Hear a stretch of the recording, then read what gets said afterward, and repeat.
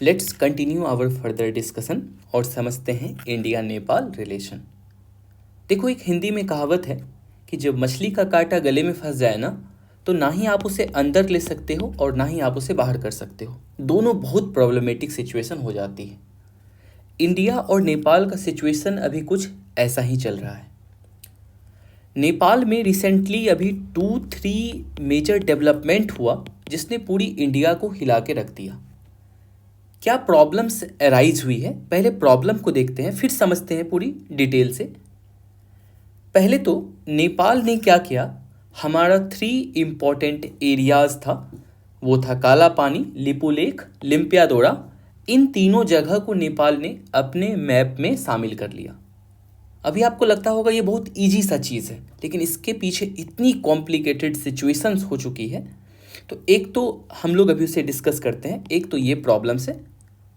Second one is क्या, India out campaign Nepal में start हो गया है, where Nepalese people are believing that कि इंडियंस लोग हमारी राइट का हनन कर रहा है। थर्ड इशूज़ क्या डेवलप हो गया है वहाँ पे कि चाइनाज का इन्फ्लुएंस काफ़ी बढ़ गया है। चाइनाज का इन्फ्लुएंस इस वे में बढ़ा है कि नेपाल अभी चाइना के साथ ज्वाइंट मिलिट्री एक्सरसाइज कर रहा है। नेपाल ने बेल्ट एंड रोड इनिशिएटिव को ज्वाइन कर लिया। चाइना नेपाल में रोड लिंक प्रोजेक्ट बना रहा है जो कि नेपाल और चाइना को कनेक्ट करेगा। चाइना ने प्रॉमिस किया है नेपाल को कि मैं तुम्हें ट्रांजिट फैसिलिटी प्रोवाइड करूंगा। ये सभी इतनी बड़ी डेवलपमेंट्स हुई नेपाल में जो इंडिया के लिए बहुत बड़ी सिक्योरिटी कंसर्न है। देखो, एक चीज़ पहले आपको यहाँ से लग रहा होगा, अच्छा नेपाल तो बहुत छोटी सी कंट्री है, हमें इससे क्या वरीड होना, क्यों इतना टेंशन लेना। नेपाल की यदि आप मैप देखो, बस ये छोटी सी लोकेशन में ये नेपाल है। तो आपका सोचना सही है। As a economic, energy, trade, resource supply, obviously Nepal is not much important for India. But एक चीज़ पता है कि आईआर में जो है ना, ये कहा जाता है कि geography plays very very important role. आपको याद है जब रसिया ने 2014 में क्राइमिया पेनिनसुला पे अटैक किया और उसे वो कब्जे में ले लिया, या फिर अभी रिसेंटली रसिया ने यूक्रेन पे हमला किया, तो क्या इन सब की कोई मतलब, क्या यदि उसे लैंड को ही कब्जा करना होता तब तो रसिया तो सबसे बड़ी, इतनी बड़ी रसिया है तो उसे तो कोई प्रॉब्लम्स नहीं थी। तो इंटरनेशनल रिलेशन में ज्योग्राफी बहुत बड़ी रोल प्ले करती है। रिसेंटली आपको मैंने पढ़ाया जब इंडिया यूएस रिलेशन, तो वहाँ पे भी आपने क्या नोटिस किया, तो वहाँ पे आपने देखा क्या यूएसए ने, अमेरिका ने हमसे लेमुआ, कोमकासा, बेका जैसे इतनी बड़ी एग्रीमेंट हमसे साइन किया। तो क्या इतनी मोहब्बत है अमेरिका को हमसे? जी नहीं, ऐसा कुछ भी नहीं है। इंटरनेशनल रिलेशन में आपकी पोजीशन कहाँ है वो डिपेंड्स करती है कि आपका किसके साथ कितनी डीप रिलेशंस होगी। अभी चूंकि चाइना ग्लोबल पावर बनने वाला है, तो अमेरिका चाइना को काउंटर करने के लिए इंडिया के थ्रू, इंडिया के रूट से वो इंडिया को मजबूत करना चाह रहा है ताकि यहाँ से मैं जो है चाइना पे निगरानी रख सकूँ। The same way China is approaching to us in this way. तो चाइना अभी क्या सोच रहा है, क्या वो नेपाल में अपनी ज़्यादा से ज़्यादा इन्वेस्टमेंट करे, अपनी इकोनॉमिक प्रेजेंस बनाए, और उसके बाद वो जो है इंडिया पे फिर वहाँ से उसको अटैक तो नहीं कह सकते हैं, इंडिया पे वो नज़र रखे। आपको एक और घटना याद होगा आईआर में कि एक बार आज से 2-3 साल पहले डोकलाम की इशू उठी थी। डोकलाम बहुत छोटी सी जगह है यहाँ पे, वो ट्रांजैक्शन था भूटान और इंडिया और चाइना के बीच में। उतनी छोटी सी जगह के लिए आपने देखा कि कितनी बड़ी कंसर्न हो गई थी पार्लियामेंट में, इसके लिए बहुत सारी डिबेट हुई, हमारी सेना बिल्कुल वहाँ पहुँच गई। तो ये तो इतनी छोटी सी एरिया के लिए हम इतनी बड़ी चीज़ कर लिए। तो बट नेपाल में अभी बहुत बड़ी मेजर डेवलपमेंट्स हुई है, तो थोड़ा उसे समझते हैं, थोड़ा फ्लैशबैक में चलते हैं और समझते हैं कि नेपाल में हुआ क्या। तो देखो, हमारा नेपाल के साथ रिलेशन काफ़ी अच्छा था। कल्चरली भी हमारी कीथ एंड किनशिप, हमारी भाईचारे वाली रिलेशंस पहले से चली आ रही थी। हमारे आज भी मोस्ट ऑफ पीपल की जो है, बिहार की जो नेपाल की जो तराई रीजन है, वहाँ पे आज भी इंडियन पीपल मैरिज करते हैं नेपालीज पीपल के साथ। तो ये रिलेशंस वो चलती आ रही है, सब कुछ सही चल रहा था। 2015 में थोड़ी सिचुएशंस बिगड़ती है। तो इंडिया और नेपाल, जब हम लोग आज़ाद हुए 1947 में, इंडिया गॉट इंडिपेंडेंस, तो हमने उसके बाद नेपाल से एक एग्रीमेंट साइन किया। ये बहुत इंपॉर्टेंट एग्रीमेंट है, India Nepal treaty of peace and friendship 1950। यह बहुत बड़ी मेजर ट्रीटी हमने साइन किया नेपाल के साथ, और उनसे हमने कुछ एग्रीमेंट किया। और हमारा एग्रीमेंट कुछ इस प्रकार से था, एक एक करके कुछ पॉइंट को समझते हैं कि तब जाके आपको पूरी आइडिया लग पाएगी कि क्या हुआ है। सबसे पहले तो हमने नेपाल को ये प्रॉमिस किया कि both country, India and Nepal, वो अपनी अपनी जो है ना टेरिटोरियल सॉवरेनिटी को अपनाएगा। कोई किसी के एरिया पे इंटरफेरेंस नहीं करेगा, किसी को एनेक्स नहीं करेगा, किसी का कोई ज़मीन कब्जा नहीं करेगा। पहला पॉइंट तो हमने ये साइन किया।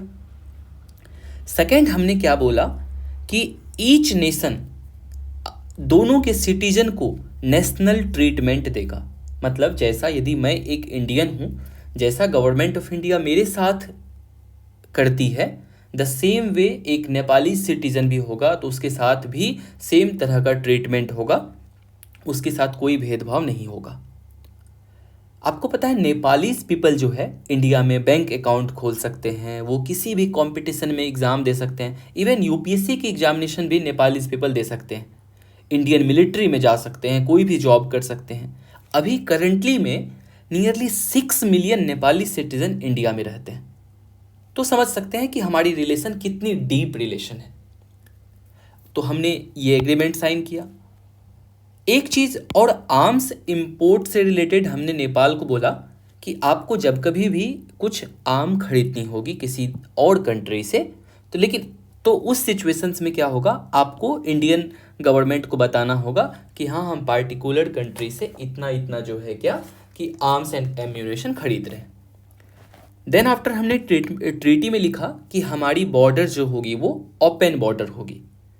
एंड नेक्स्ट, ट्रांजिट फैसिलिटी, ये बहुत इंपॉर्टेंट है। अभी इंट्रोडक्शन में भी मैंने आपको भी बताया था कि चाइना ने अभी नेपाल से प्रॉमिस किया है कि वो उसको ट्रांजिट फैसिलिटी प्रोवाइड करेगा।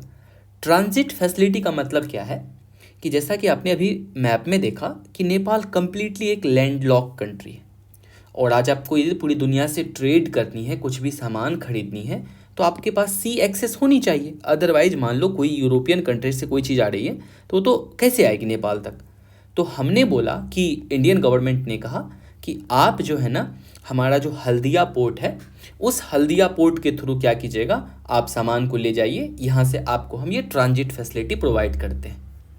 ये ट्रांजिट फैसिलिटी का अब चाइना बोला है कि आप मेरे तरफ से जो है क्या आपको प्रोवाइड करेंगे। तो ये चीज़ हमने कहा, नेपाल से एग्रीमेंट में बताया कि ट्रांजिट फैसिलिटी भी देते हैं थ्रू हल्दिया पोर्ट।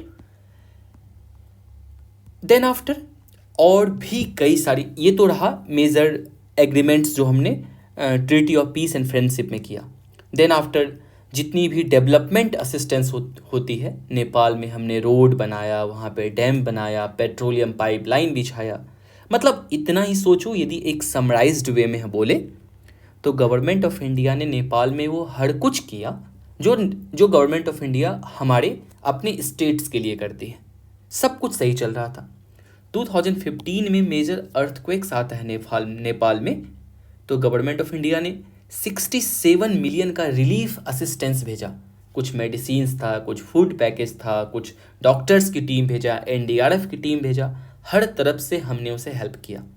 टोटल वो वैल्यू रिलेटेड आप जोड़िएगा तो $67 मिलियन का हमने असिस्टेंस दिया।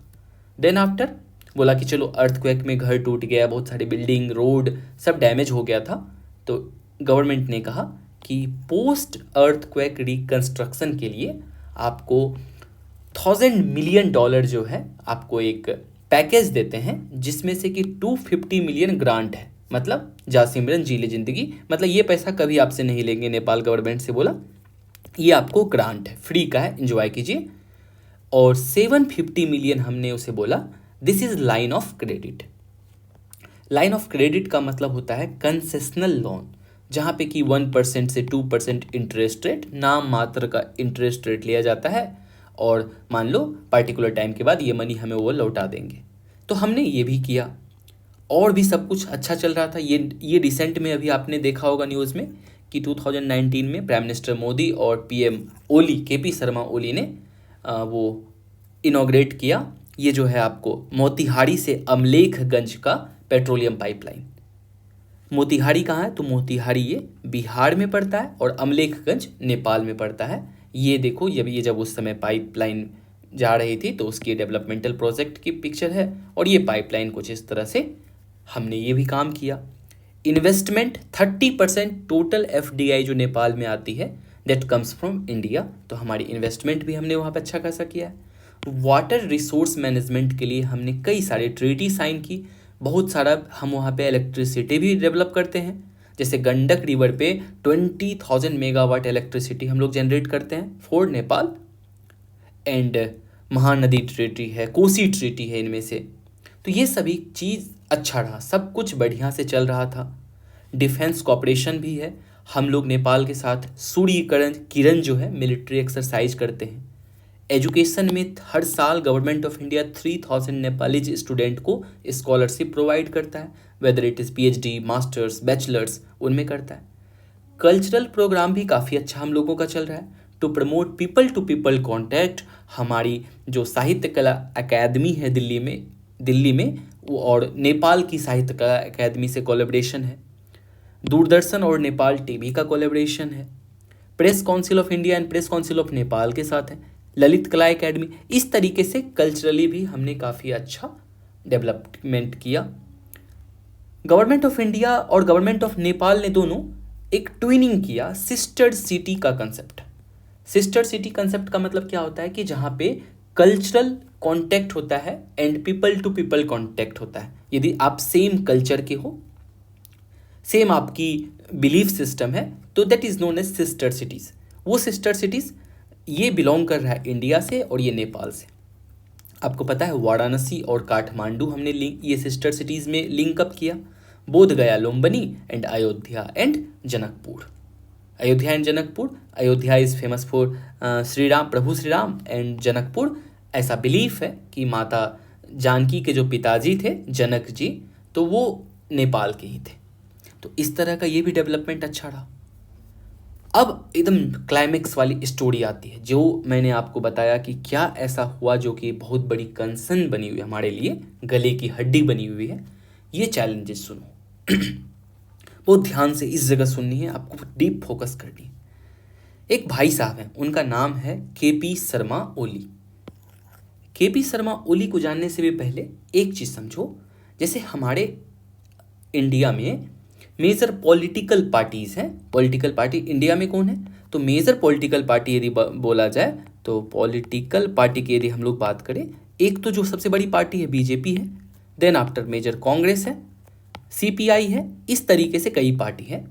नेपाल में दो मेजर पार्टी को आपको ध्यान में समझना है। नेपाल में एक है जिसको कहते हैं हम लोग Nepali Congress, and second one is communist party of India. बहुत ध्यान से समझना है, इस जगह पूरी डीप फोकस आपकी चाहिए। ये समझ में आ जाएगा, पूरी कंसेप्ट समझ में आ जाएगा। इसके बाद जितनी मैगजीन आएगी उसमें बस 2 मिनट का काम है आपको करंट अफेयर्स पढ़ना, यही सबसे बड़ी। और जितनी चीज़ मैंने देखी अभी तक करंट अफेयर्स में, तो मोस्टली चैलेंजेज में यही चीज़ को मेंशन करेंगे जो अभी आपसे मैं डिस्कस कर रहा हूँ। तो इसको बहुत ध्यान से सुनना है। तो नेपाली कांग्रेस का फाउंडिंग फादर थे, आपको उनका नाम था बीपी कोइराला। ये बहुत फेमस थे। आपको पता है एक एक्ट्रेस थी हमारे इंडिया में, उसका नाम था मनीषा कोइराला। आपको पता है मनीषा कोइराला जी के ये दादाजी थे, मतलब बीपी कोइराला की पोती थी मनीषा कोइराला। सौदागर मूवी में भी आपने इन्हें देखा होगा। बट दिस अपार्ट, उससे अधिक ये इसलिए जाने जाते हैं कि मनीषा कोइराला बीपी कोइराला की पोती थी। इससे ये नहीं जाने जाते, इनसे ये जानी जाती है। तो बीपी कोइराला ने नेपाली कांग्रेस का फाउंडिंग किया था, और इनका आइडियोलॉजी था सोशल डेमोक्रेसी का। सोशल डेमोक्रेसी मतलब ये समझ सकते हैं, नेपाल की सबसे लिबरल पार्टी कौन थी? वो था Nepali Congress.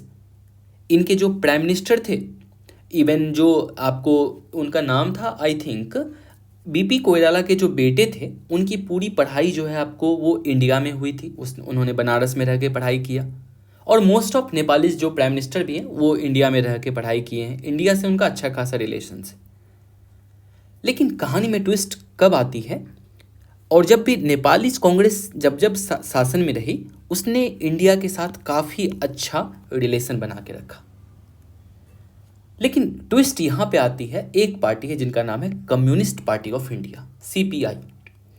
Communist party of India आप जैसा कि जानते होंगे जो चाइना में जिसकी गवर्नमेंट है वो भी इटसेल्फ कम्युनिस्ट पार्टी है। वो सॉरी मैंने यहाँ पे देखो मिस्टेकली यहाँ पे सीपीआई नहीं होगा, कम्युनिस्ट पार्टी ऑफ इंडिया तो इंडिया की हो गई, यहाँ पे सीपीएन होगा, कम्युनिस्ट पार्टी ऑफ नेपाल।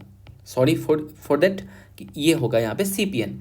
तो कम्युनिस्ट पार्टी ऑफ नेपाल जो है, और एक कम्युनिस्ट पार्टी जो है आपको वो पूरी चाइना में भी जो रूल चलती है वहाँ पे भी कम्युनिस्ट पार्टी की रूल चलती है। कम्युनिस्ट पार्टी की रूल चलती है नेपाल में, चाइना में, रसिया में भी कम्युनिस्ट पार्टी है। तो जितनी भी कम्युनिस्ट पार्टी है वो अपने आप को भाई भाई के तरह का ट्रीटमेंट चलता है। तो कम्युनिस्ट पार्टी ऑफ नेपाल जब गवर्नमेंट में आई तो इसका प्राइम मिनिस्टर बनता है, इसका पीएम बनता है, उसका नाम रहता है केपी शर्मा ओली। ये इतने मतलब इसको क्या कहा जा सकता है, यदि मैं एज अ इंडियन बोलूँ तो ये एक किस्म का कहिए तो पागल किस्म का इंसान था।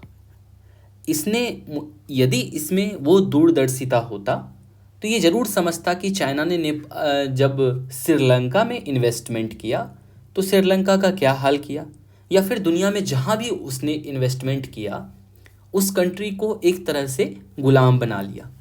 पाकिस्तान का भी चाइना ने वही हाल किया, बट इसे ये समझ में नहीं था कि मैं क्या काम कर रहा हूँ।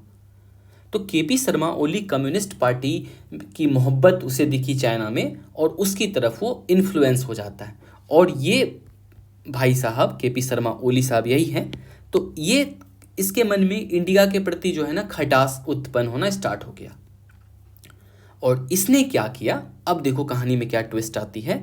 इसने क्या किया, केपी शर्मा ओली ने 2015 में, इसकी टाइम पीरियड आप एक बार देख लो, इसकी टाइम पीरियड है 2014 से 16 एंड 18 से 21। तो ये 2015 में क्या करते हैं, नेपाल में नया कॉन्स्टिट्यूशन लेके आते हैं। कोई ठीक है कॉन्स्टिट्यूशन लाए, लेकिन कॉन्स्टिट्यूशन में इतना एरा फेरी कर दिया इसने ना कि पूरा हिला के रख दिया। कहानी क्या होता है देखो, नेपाल का जब आप मैप में ये देखोगे तो नेपाल के मैप में ये जो नीचे वाले रीजन में रहते हैं इसको कहते हैं तराई। आप जब ज्योग्राफी पढ़े होंगे तो ज्योग्राफी में क्या होता है, ये होता है माउंटेन रीजन। माउंटेन रीजन से मान लो रिवर नीचे आती है, यहाँ पे बड़े बड़े पेबल्स होते हैं, पेबल इसके बाद छोटे छोटे पेबल्स होते हैं। तो ये वाले रीजन को ही कहते हैं तराई रीजन। तो नेपाल में जो ये रीजन है, ये जो नीचे वाला रीजन है, इस रीजन को कहते हैं तराई रीजन। और इस तराई रीजन में मैक्सिमम पॉपुलेशन जो है वो पॉपुलेशन है मधेसी पॉपुलेशन, उसे कहते हैं मधेसी। इन मधेसी लोगों का इंडिया के साथ काफ़ी अच्छा रिलेशन है। मतलब जैसे कि दो परिवार रहते हैं ना, मतलब जैसे मान लो एक कोई स्टेट ले लो, पार्टिकुलर स्टेट यूपी ले लो, तो यूपी के एक जैसे बनारस है, बनारस में कैसे सभी रिलेटिव्स आपस में रहते हैं, उसी तरीके से इनका कुछ रिलेटिव्स जो है ये नेपाल में रहता है तो कुछ रिलेटिव्स इंडिया में रहता है। कुछ इसी तरीके का मधेसी का जो है रिलेशंस है। बिकॉज ओपन बॉर्डर है, इकोनॉमिक एक्टिविटी ज़्यादा नेपाल में है नहीं, तो मोस्ट ऑफ पीपल ये इंडिया में इकोनॉमिक एक्टिविटी करते हैं, ये उधर चले जाते हैं, इंडियन पीपल उधर चले गए, वो वाले इधर आ गए, तो इधर में ऐसे में ही शादी विवाह सब हो जाता है। ये कहानी तो ठीक थी। तो केपी शर्मा ओली को लगा कि जो व्यक्ति इंडिया से अधिक मोहब्बत कर रहा है ना, थोड़ा उसको सबक सिखाओ। तो सबक सिखाने के लिए केपी शर्मा ओली ने 2015 में न्यू कॉन्स्टिट्यूशन लेके आते हैं। देखो मैंने यहाँ पे लिखा है आपके लिए, नोट्स आपको मिल जाएगा, टेंशन नहीं लेनी है, मैं इसको टेलीग्राम पे अपलोड कर दूंगा। तो न्यू कॉन्स्टिट्यूशन लाता है, और इस न्यू कॉन्स्टिट्यूशन लाने के बाद ये क्या कर देता है, पूरी नेपाल की प्रोविंस को रीडिफाइंड करता है और रीमैपिंग करता है, जिसमें कि उसने कुछ इस तरीके से प्रोविंस बांटा कि जिसमें सारे मधेसी को उसने माइनॉरिटी बना दिया। ये कैसे होता है? तो इसको आईआर की भाषा में कहते हैं गैरीमैंडरिंग प्रोविंसेस। स्पेलिंग आप यहाँ से देख सकते हो, गैरीमैंडरिंग प्रोविंसेस।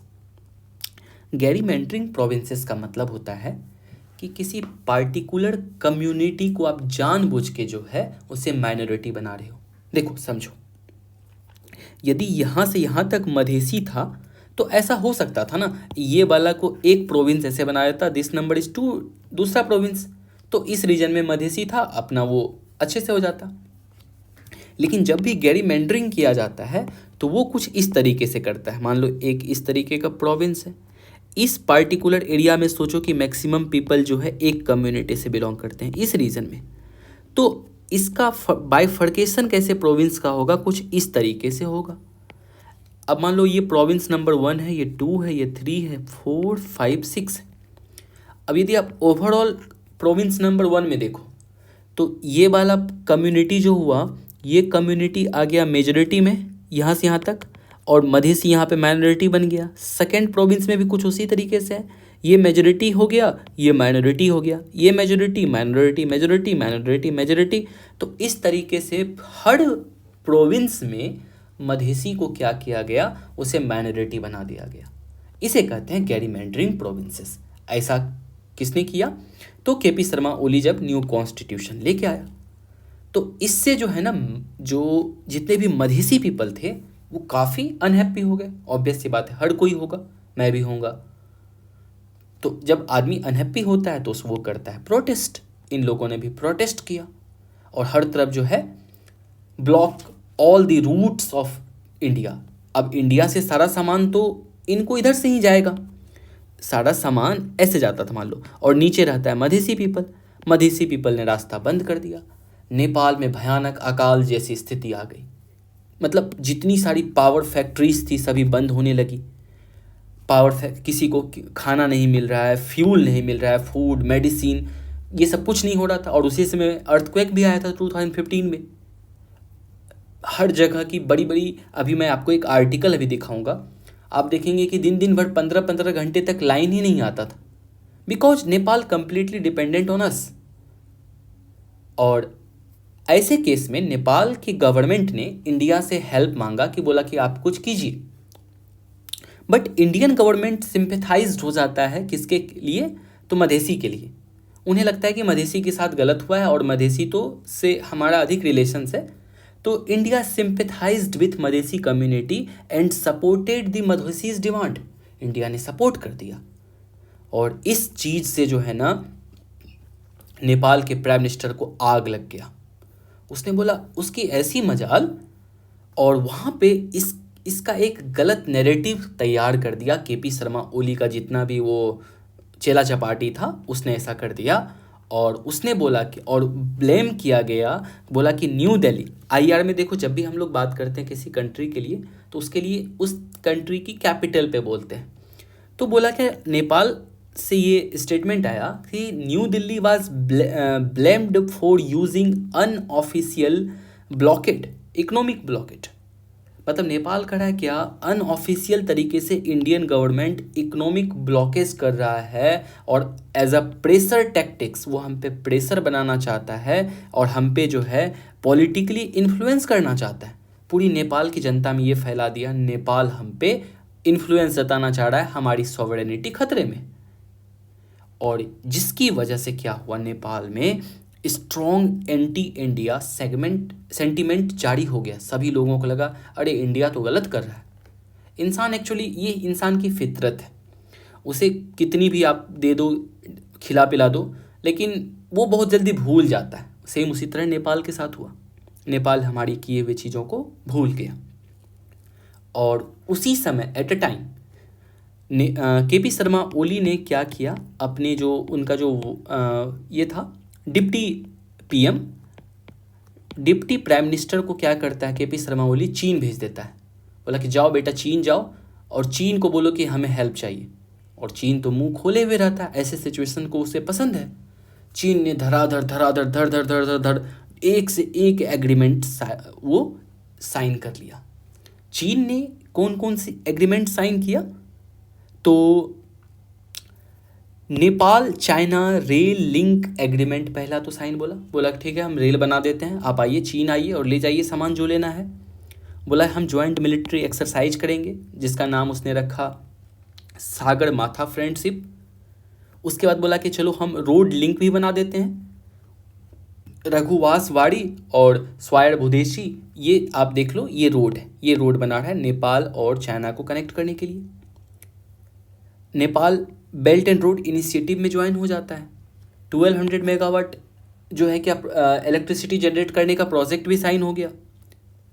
उसके बाद नेपाल देखो ये चाइना के ऑप्टिकल फाइबर से नेपाल इंटरनेट भी यूज़ करने लगा और चाइना ने बोला इसे ट्रांजिट फैसिलिटी भी हम आपको ट्रांजिट एंड ट्रांसपोर्टेशन एग्रीमेंट शामिल किया, जिसमें बोला कि चाइना इंडिया तो आपको एक पोर्ट देता था ना हल्दिया पोर्ट, हम आपको 4 दे देते हैं ले जाइए। ये 4 पोर्ट इंडिया को बोला क्या ये ट्रांजिट फैसिलिटी है, आप यहाँ से ट्रेडिंग कीजिए। और 3 लैंड पोर्ट भी दे दिया चाइना। चाइना के पास मनी है नहीं, वो तो फंसानी, वो तो मछली वो अभी जाल डाल रहा है, ये सब किया। और इसके बाद केपी शर्मा ओली बोला कि चलो और इंडिया को सबक सिखाते हैं। उसने 2000 के नोट, 500 के नोट और 200 के नोट को बंद कर दिया। और इस पे बोला क्या, चूंकि इंडियन गवर्नमेंट ने डीमोनेटाइजेशन किया, हमारी सारी करेंसी बर्बाद हो गई, तो चलो हम इसको क्या करते हैं, बैन कर देते हैं। खैर 2000 तो खुद सरकार भी नहीं चला पाई, बहुत उसमें जीपीएस वगैरह लगा हुआ था, तो सरकार के पास खर्च अधिक बढ़ रही थी। सॉरी ये जीपीएस नहीं था, मैं मजाक कर रहा था, जीपीएस वगैरह कुछ नहीं था। तो एक तो ये इशू था, आपने देखा कि ये हुआ। तो इन चीज़ों से जो हुआ कि गवर्नमेंट ने रियलाइज किया कि यहाँ पे मेरी कुछ मिस्टेक्स हो गई। हालांकि मेरे ख्याल से मिस्टेक्स नहीं थी, बट स्टिल जो जिस तरह से समझता है तो फिर भी तो India realised it's shortcoming. New Delhi has adopted new approach to develop friendly ties with Nepal.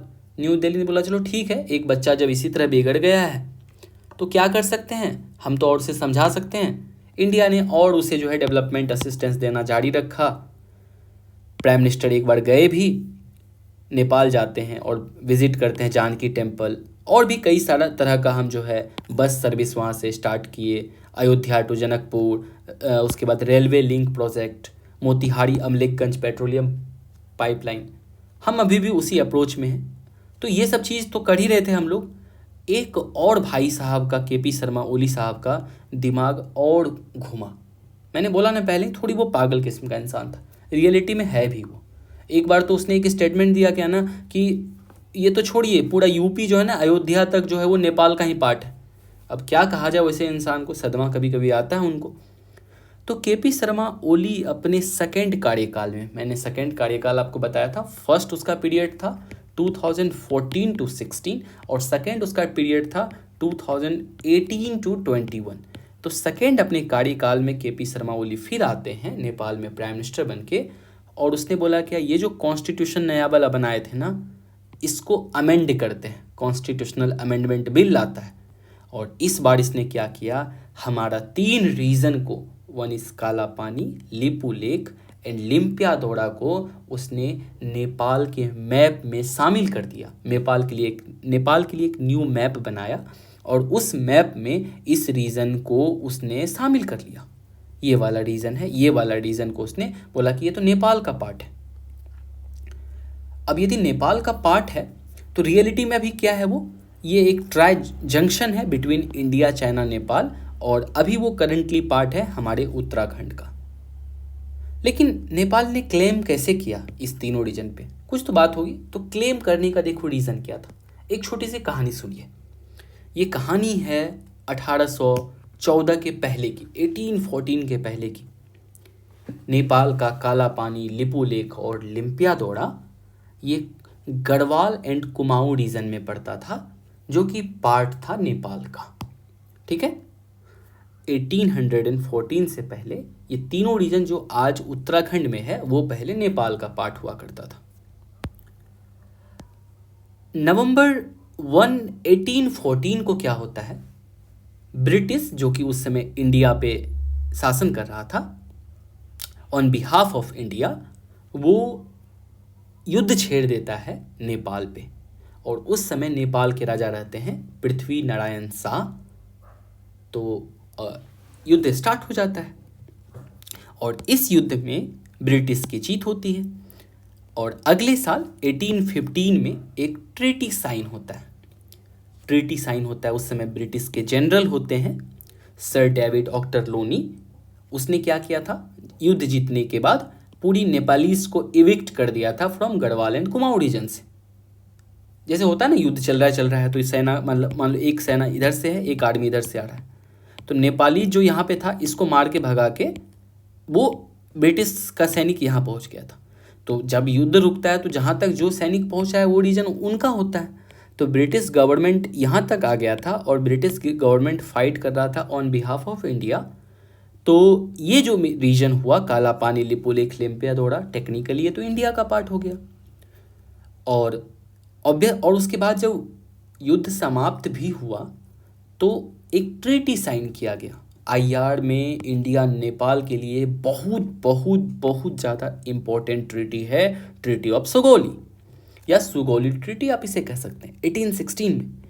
इस ट्रीटी के तहत क्या ये निर्णय लिया गया कि ये जो यहाँ पे एक रिवर आप देख रहे हैं जिसको काली रिवर कहते हैं, सी इट, ये बोला गया ये काली रिवर के ये वाला रीजन जो होगा, काली रिवर का ये आप इधर से कह सकते हो, जब आप इंडिया के पर्सपेक्टिव से देखते हो तो राइट साइड वाला this part belongs to Nepal और ये वाला पार्ट जो होगा वो इंडिया का होगा। मतलब काली रिवर को माना गया क्या बाउंड्री लाइन होगा बिटवीन इंडिया एंड नेपाल। दोनों ने एक्सेप्ट कर लिया और ये कहानी चलती आ रही थी फ्रॉम 1815 से। सोचो करीब 200-250 साल बाद केपी शर्मा ओली का दिमाग थोड़ा सा फिरा। तो केपी शर्मा ओली कहते हैं क्या, देखिए रिवर अब जो है ना रास्ता बदल चुका है। पहले रिवर जो है क्या, अब रिवर जहाँ से फ्लो कर रही है, ये तो ऑब्वियस सी बात है ना, जब रिवर 200 साल से फ्लो करेगी तो उसकी जो कोर्स है वो तो बदलेगी, रास्ता चेंज होगी। तो इसी बेसिस पे केपी शर्मा ओली जी क्या कहते हैं कि वो जो है काला पानी वाला रीजन वो मेरा हुआ और उसने क्या किया अपने मैप में शामिल कर लिया। जैसे ही उसने मैप को शामिल किया इंडियन गवर्नमेंट ने स्ट्रॉन्ग जवाब दिया। जवाब कुछ इस वे में था इंडिया का रिस्पॉन्स। इंडियन गवर्नमेंट ने कहा, we have noted that House of Representatives of Nepal has passed a constitution amendment bill for changing the map of Nepal to include some parts of Indian territory. बहुत ध्यान से इस लाइन को देखिए, to include some parts of Indian territory. This artificial enlargement of claims is not based on historical fact और evidence. Government ने कहा, government of India, ये कोई हिस्टोरिकल फैक्ट पे बेस्ड नहीं है एंड इज नॉट टेनेबल, ये सही नहीं है। It is also violative of our current understanding to hold talks on outstanding boundaries issue। Simply कहा इंडिया ने, ये वायलेटिव ऑफ आवर ट्रीटीज भी है और ये आप बिना मतलब का फालतू का एक आर्गुमेंट पेश करके ये अपने मैप में शामिल कर लिया। ये इशू हुआ और रिसेंटली शेर बहादुर दोयबा इंडिया विजिट करते हैं। रिसेंट की बात है अभी, एसबीडी मीन शेर बहादुर दोयबा। अब बोलिएगा ये क्या था, ये थर्ड एक्टर्स है ऑफ नेपाल। नेपाल में मैंने अभी दो आपके से जिक्र किया, एक तो कम्युनिस्ट पार्टी ऑफ इंडिया का जो प्राइम मिनिस्टर था he is KP Sharma Oli. Congress party, Nepalese Congress, वो तो इंडिया से काफ़ी फ्रेंडली रहता है। तो सीपीआई से ही एक ब्रांच निकलता है जिसका कि जो इंडिया में भी उसका पार्ट है। फिर देखो मैं सीपीआई बोल रहा हूँ, आप समझिएगा सीपीएन ही, communist party of Nepal.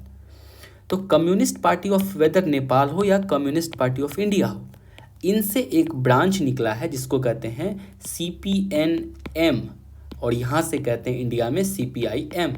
M means Maoist. ये मॉइस्ट किससे आया, तो माओ जो था, माओ जेडोंग ऑफ चाइना, वो थोड़ा उग्रवादी था, पूरा फाइटिंग विटिंग करने वाला इंसान था।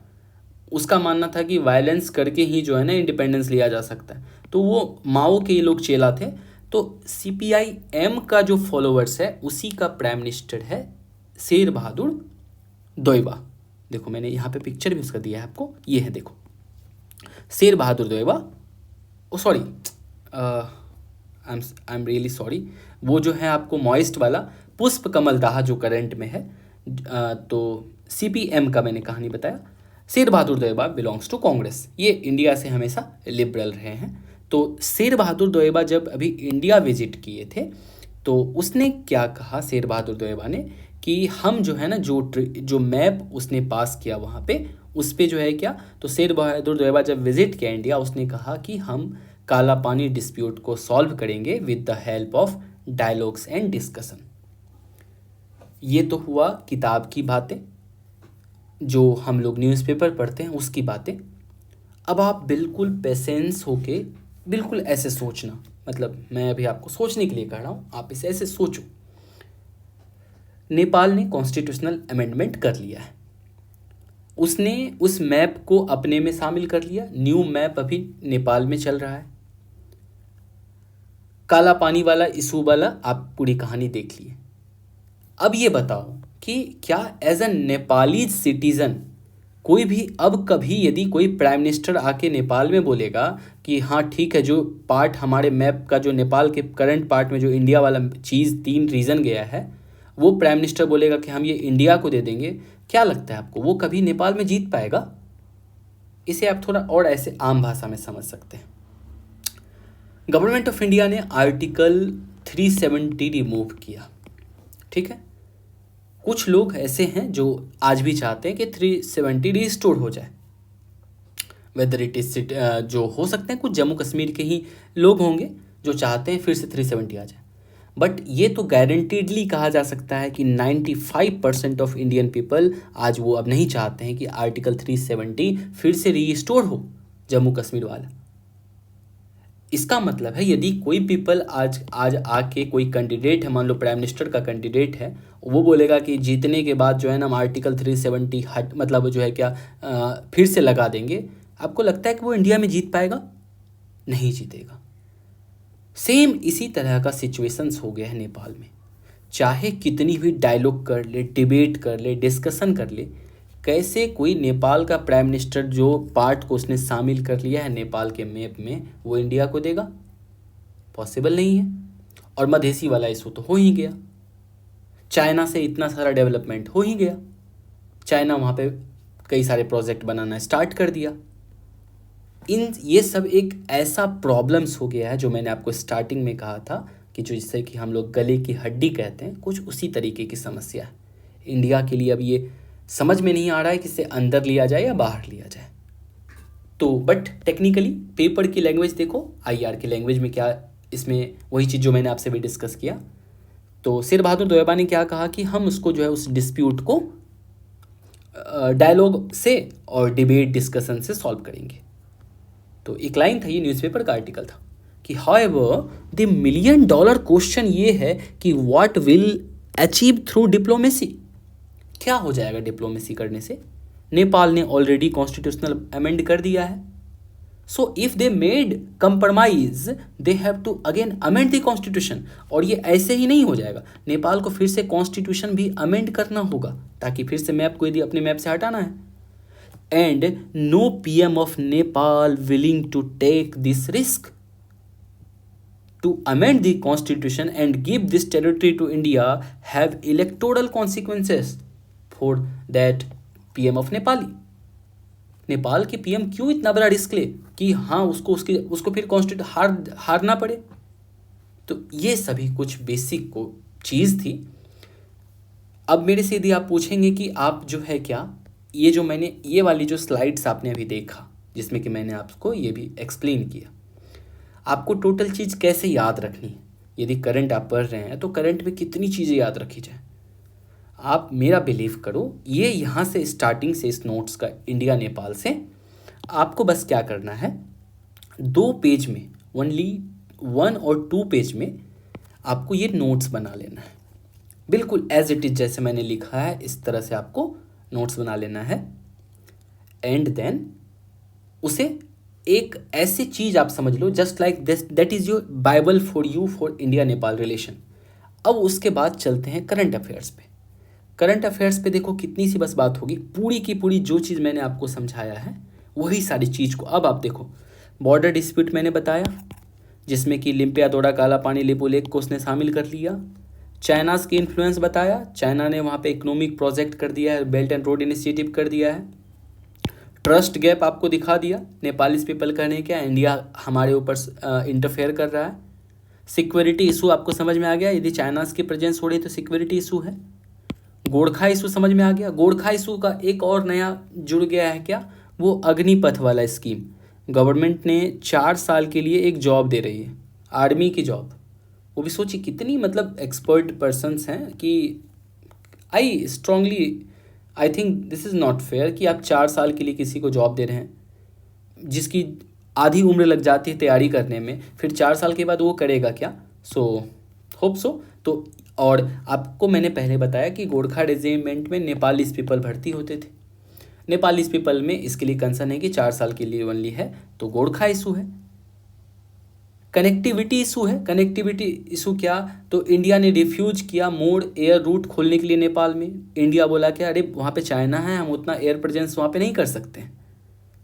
और एक ट्रीटी जो आपने देखा अभी जब मैंने आपसे डिस्कस किया, treaty of peace and friendship 1950, जिसमें कि क्या था कि सब कुछ तो नेपाल के लिए अच्छा लगा होगा सारा पॉइंट मेरे ख्याल से, कि जैसे ओपन बॉर्डर हो, ट्रांजिट फैसिलिटी हो, नेपाल को अच्छा लगता होगा, ये सभी नेशनल ट्रीटमेंट, जॉब ले सकता है। ये आई थिंक नेपाल को बुरा लगता है क्या, ये जो आर्म्स इंपोर्ट ऑफ नेपाल है ना, कि जिसमें नेपाल को परमिशन लेना होगा इंडियन गवर्नमेंट से कुछ भी चीज़ बाय करे, तो जिसकी वजह से नेपाल क्या चाहता है, नेपाल चाहता है क्या कि इसमें भी क्या हो, ये ट्रीटी में जो है थोड़ी सी अमेंडमेंट हो, इस पर फिर से हम लोग बैठ के बात करें, कुछ यदि चेंज होने वाला हो तो इसे चेंज किया जाए। ये कंसर्न है, ये सब कुछ आपको पता चल गया। ये सारी प्रोजेक्ट ऑलरेडी मैंने बताया कि इकोनॉमिक कॉपरेशन क्या है, कनेक्टिविटी एंड डेवलपमेंट प्रोजेक्ट, हमने कई सारे प्रोजेक्ट डाला है, डिफेंस कॉपरेशन है हमारा, एनर्जी कॉपरेशन है, बट स्टिल मैं ऊपर देख देता हूँ। ये ओवरव्यू मैंने बता दिया आपको। क्यों इम्पोर्टेंट है नेपाल, जैसे मैंने पहले कहा कि नेपाल छोटी सी कंट्री है, बट स्टिल आईआर में ज्योग्राफी प्ले इम्पोर्टेंट रोल करता है, जिसे कि हम लोग इसलिए कहते हैं जियो पॉलिटिकल रिलेशन। तो ये हमारे लिए स्ट्रेटेजिक लोकेशन ऑफ नेपाल है, तो it acts as a natural security buffer. Buffer मतलब क्या, इधर चाइना इधर इंडिया, तो ये बफर जोन की तरह अभी प्रेजेंट काम कर रहा है। लेकिन यदि यहाँ पे चाइना आ जाए तो ये डायरेक्ट कन्फ्रंटेशन होगा हमारा। इंडियाज़ इंटरनल सिक्योरिटी के लिए क्या है, most harmonious relation between the two countries is necessary to curb the terrorism and Maoism. अभी देखा होगा आपने सीमा हैदर वाला कहानी, पाकिस्तान की सीमा हैदर नेपाल के थ्रू इंडिया आ गई, तो इंटरनल सिक्योरिटी पे बहुत बड़ा रिस्क है ये चीज़। Security of India aided development project, आपने ये हमारे लिए क्या है कि जो भी सिक्योरिटी ऑफ इंडिया के लिए ज़रूरत है वो development project. Flood water management, Bihar में आज जो एक कोसी रिवर है उसे क्या कहते हैं, सोरो ऑफ बिहार, बिहार का शोक नदी कहते हैं, बिकॉज नेपाल से वो नदी ओरिजिनेट होती है, पूरी फ्लड आती है, तो उसे मैनेजमेंट करने के लिए तो फ्लड वाटर मैनेजमेंट करना ऐसा, और बूढ़ी गंडक रिवर भी है, तो सो नेपाल हमारे लिए इम्पोर्टेंट है। और people to people connect and empowerment of Madhesi people, तो ये आपने देखा। न्यूज़ में क्यों था, अब चलते हैं मेन क्वेश्चन में। तो वह अब देखो न्यू प्राइम मिनिस्टर बना है, मैंने बताया 3 एक्टर्स हैं, तो जो पुष्प कमल दाहा है अभी कोई वो इनकम अभी प्रेजेंट में, ये पुष्प कमल दाहा 2016 से 17 एक साल में पहले बना था, अभी कंटिन्यू है उनका पीरियड। ये CPN मॉइस्ट से, communist party of Nepal moist से है, तो ये अभी बने हुए हैं और ये इंडिया आए थे। और इंडिया आने के बाद कुछ इनिशिएटिव्स एंड एग्रीमेंट है, दोनों कंट्री ने बोला कि हाँ ठीक है हम वही सब बातें, बॉर्डर डिस्प्यूट को रिसॉल्व करेंगे। Then after twin integrated check post, इसका इनोग्रेशन किया गया है। चेक पोस्ट समझ रहे हैं आप, 2 जगह पे है, this one and this one. बहुत सारा MOU साइन किया गया है, check post development, hydro electric project, और ये पेमेंट वाला इम्पोर्टेंट है, ये आपसे पूछा जा सकता है कि ये जो UPI वाला पेमेंट कहाँ कहाँ अभी एप्लीकेबल है, और तो हम नेपाल के साथ भी डील कर रहे हैं कि वहाँ पे भी जो है UPI पेमेंट चल पाए। उसके बाद पेट्रोलियम पाइपलाइन आपने देखा जो मैंने बताया, तो एक और नया पेट्रोलियम पाइपलाइन डेवलप होने वाला है जो कि सिल्लीगुड़ी से इस बार कनेक्ट होगा, सिल्लीगुड़ी टू झापा इन नेपाल, और एक्सटेंशन किया जाएगा जो आपको हमने दिखाया वो पिक्चर मोतिहारी अमलेखगंज वाला, तो उसको बढ़ा के चितवन तक बढ़ाया जाएगा। पावर सेक्टर में डेवलपमेंट हुआ है, 40 मेगावाट ऑफ पावर जनरेट किया जाएगा, दैट इज ट्राइलेटरल होगा between India and Nepal and Bangladesh के थ्रू। ट्रीटी ऑफ ट्रांजिट मैंने बताया, ट्रीटी ऑफ ट्रांजिट के थ्रू हम लोग नेपाल को प्रोवाइड करते हैं। वो कौन सी बताई थी, अरे wait a second, I am recalling it, Haldia port मैंने बताया था। तो हल्दिया पोर्ट, तो इसे भी, इस ट्रीटी को भी रिवाइज करना चाहता है नेपाल। तो revise treaty of transit that would provide Nepal access to inland waterways of India, hydro power corporation, जहाँ पे कि हम लोग project development agreement of lower Arun hydro electric project develop करेंगे। कनेक्टिविटी के लिए $680 मिलियन की लाइन ऑफ क्रेडिट हमने दिया आपको, हमने वो दिखाया ही था चार्ट में, उसमें 680 मिलियन जो है आपको ये LOC है। देन आफ्टर $220 मिलियन वो ग्रांट हमने उन्हें दिया। उसके बाद 2 एडिशनल ब्रिजेस बनाएंगे। That is not much important कि आप सब कुछ याद रखिए। एक कुर्था बिजालपुर रेल सेक्शन भी हम लोग डेवलप करने जा रहे हैं। और मेजर एरिया ऑफ इंगेजमेंट क्या है, तो इसमें क्या है कि हमारा जो है नेपाल के लिए लार्जेस्ट ट्रेडिंग पार्टनर हम लोग हैं, मतलब सबसे अधिक हम अपना सामान एक्सपोर्ट करते हैं नेपाल में। हाईएस्ट सोर्स ऑफ FDI है, FDI के लिए बताया था 30% जो है नेपाल की टोटल फॉरेन डायरेक्ट इन्वेस्टमेंट, 100% में से 30% comes from India. Connectivity and development project already चल रही है वहाँ पे, और भी हम इस एरिया में इवॉल्व कर सकते हैं। मल्टीलेटरल कोऑपरेशन, जैसे बहुत सारी जो, जैसे बिम्स्टेक हुआ, सार्क हुआ, NAM हुआ, जो हमारी ये सब चीज़ में जो अपनी फाउंडेशनल मेंबरशिप है, हम उसके थ्रू भी रीच कर सकते हैं और अपनी दोस्ती को बढ़ा सकते हैं। बट ये सब किताबी मुझे लगता है टॉप पॉइंट है, इससे कुछ ज़्यादा डिपेंड करेगा नहीं। डिफेंस कॉपरेशन है, and then after energy cooperation, hydro electric cooperation, cultural में कुछ हम लोग ये डेवलप करना चाह रहे हैं कि Swami Vivekananda centre for Indian culture was set up in, तो काठमांडू में ये सेटअप किया गया। Vivekananda is important personalities from Indian perspective, तो हमने वो वहाँ कर रहे हैं ताकि हमारा जो है एक सॉफ्ट पावर डेवलप हो पाए। तो ये चीज़, बाकी ये बताया ही आपको मैंने। ये सारी अभी डिस्प्यूट्स है, मेजर एरिया जहाँ से कि इशूज़ चल रही है, और वे फॉरवर्ड कुछ एक भी पॉइंट ऐसी नहीं है जो कि मुझे लग रहा है कि बहुत स्पेसिफिक है। नॉर्मल सी वे फॉरवर्ड जो हर क्वेश्चन की होती है, यदि हमें मेंस में लिखनी है तो हाँ, मतलब क्या कीजिए, तो नॉर्मल पॉइंट है, दोनों में दोस्ती बढ़ाइए, बायलैटरल प्लेटफॉर्म यूज कीजिए, bilateral mechanism to solve disputes, this आप इसमें कुछ भी नहीं, रिवाइज्ड क्रिएटिविटी बहुत जनरल सा पॉइंट है, आप उसे देख लीजिएगा। So this completes our India Nepal relation. तो मैंने तभी जो बता रहा था कि इंडिया नेपाल से अब जब भी कोई चीज़ आए तो मेजर जो मैंने 2 पेज में आपको जो प्रिपेयर करना है, जो मैंने कंटेंट बना के दिया, वो आपको को रख लेना है और उसी में वैल्यू एडिशन करते जाना है। ओनली करंट अफेयर्स में कुछ पॉइंट जो एडअप होगा, दैट विल कंप्लीट योर, मतलब इवन इंडिया नेपाल से आपको इवन मेंस तक के क्वेश्चन के लिए एक्स्ट्रा कुछ नहीं पढ़ना होगा। करंट अफेयर्स पे आप स्टिक रहिए, वो चीज़ को, मेरा ये वाली नोट्स को अपडेट रखिए, इसे बिल्कुल नोट्स बना के, it is enough for you, nothing to do anything. तो स्टार्ट करते हैं नेक्स्ट आर्टिकल, जहाँ से कि जो बात कर रहा है क्या, China's rising influence in central Asia.